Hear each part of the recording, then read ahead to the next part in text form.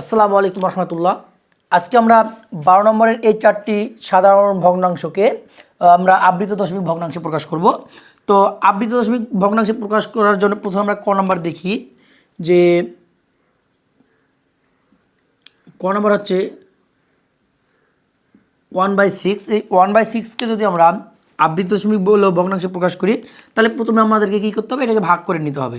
তাহলে দেখি যদি আমরা 6 দ্বারা 1কে ভাগ করি তাহলে দেখো 6 দ্বারা 1কে ভাগ করা যায় না, এই জন্য আমরা শূন্য সহ একটা দশমিক নেই আগে। তাহলে শূন্য সহ দশমিক যখন নিলাম তো দশমিকের জন্য একটা শূন্য নেওয়া এখানে, তাহলে আমাদের হচ্ছে 10। তাহলে 6 1কে হচ্ছে 6, বিয়োগ করলে হচ্ছে 4, 10 থেকে 6 বিয়োগ করলে 4।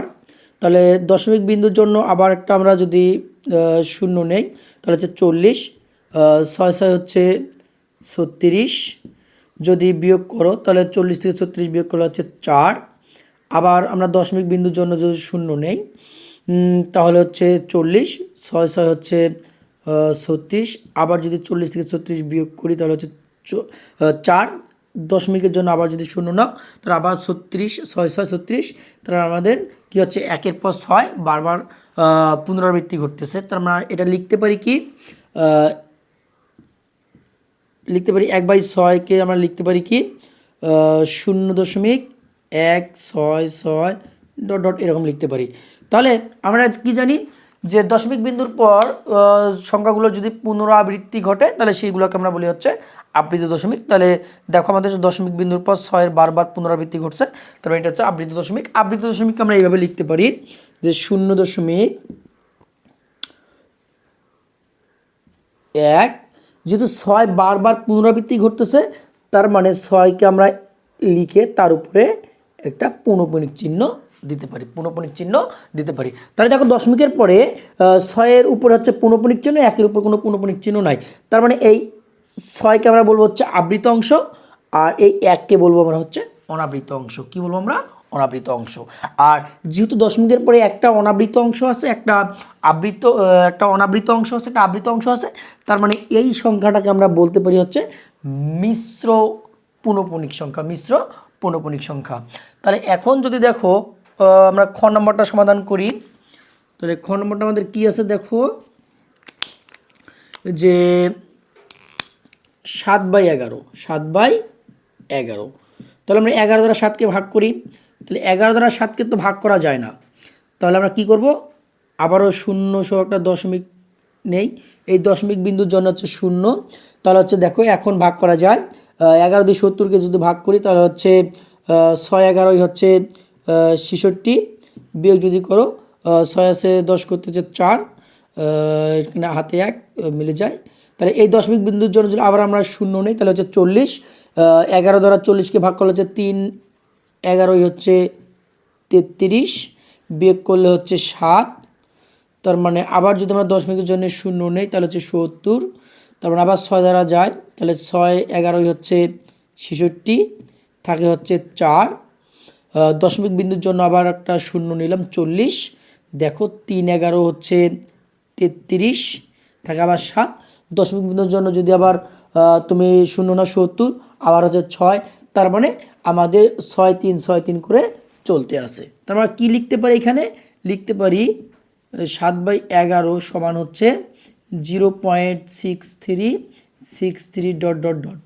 তার মানে যেহেতু আমাদের দশমিকের পরে দেখো 6 3 6 3-এর পুনরাবৃত্তি ঘটতেছে, তার মানে এইটাকে আমরা এইভাবে লিখতে পারি 0.63। যেহেতু দুইটা সংখ্যারে আমাদের পুনরাবৃত্তি ঘটতেছে তার মানে 6-এর উপরে একটা পৌনঃপুনিক চিহ্ন, 3-এর উপরে একটা পৌনঃপুনিক চিহ্ন। তাহলে দেখো এই যে আমাদের ক নম্বরের উত্তরটা এবং খ নম্বরের উত্তরের মধ্যে দেখো খ নম্বরের উত্তরে কিন্তু দুইটার উপরে আমাদের কি আছে, পৌনঃপুনিক চিহ্ন আছে, তার মানে দুইটাই হচ্ছে আমাদের আবৃত অংশ। তাহলে এখানে যেহেতু কোনো অনাবৃত অংশ নাই তার মানে এটা হচ্ছে বিশুদ্ধ পৌনঃপুনিক সংখ্যা, বিশুদ্ধ পৌনঃপুনিক সংখ্যা। তো এখন যদি আমরা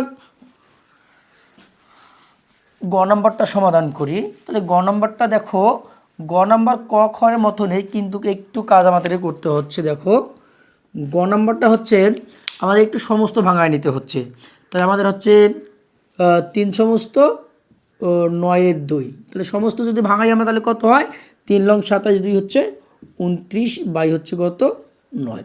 তাহলে 9 দ্বারা যদি 29কে আমরা ভাগ করি প্রথমে, তাহলে হচ্ছে দেখো 9 দুগুণ 18, 3 লং হচ্ছে 27, 3 লং হচ্ছে 27, তাহলে হচ্ছে 2। তো আমাদের 2কে তো 9 দ্বারা ভাগ করা যায় না, তাহলে দশমিক নিলাম, দশমিকের জন্য হচ্ছে 0 হচ্ছে 20, তাহলে হচ্ছে 9 দুগুণ হচ্ছে 18, আবার বিয়োগ করলে হচ্ছে 2, আবার দশমিক বিন্দুর জন্য হচ্ছে 0, তাহলে হচ্ছে 9 দুগুণ 18, আবার হচ্ছে 2, দশমিকের জন্য 0, আবার 9 দুগুণ হচ্ছে 18, 2, আবার যদি দশমিকের জন্য নাও তার মানে হচ্ছে 2-এর পর 2 হচ্ছে চলতেই আছে।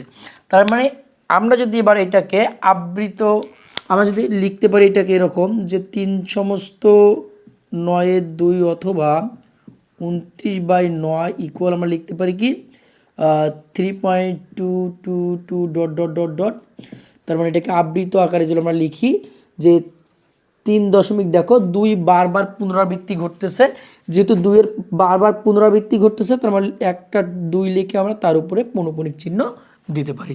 তার মানে এটা হচ্ছে আমাদের আবৃত আকার, এটা হচ্ছে কি আবৃত আকার। তাহলে দেখো আমরা ক, খ এবং গ নাম্বার সমাধান করলাম, ক, খ এবং গ নাম্বার সমাধান করলাম। দেখো আমাদের ঘ নাম্বারটা কিন্তু গ নাম্বারের মতো নেই, ঘ নাম্বারটা গ নম্বরের মতো নেই আমাদের। এটাও যেরকম সমস্ত আকারে, এটাও সমস্ত আকারে দেওয়া আছে। তো আমরা যদি ক, খ এবং গ নাম্বার ভালো করে বুঝে থাকি তাহলে আমরা সকলে বাসায় ঘ নম্বর অঙ্কটা প্র্যাকটিস করব। তাহলে ঘ নম্বরটা হচ্ছে আমাদের HW দেওয়া থাকলো। যদি আমরা ক, খ ভালো করে বুঝে থাকি তাহলে আমরা ঘ নম্বরটা বাসায় করব।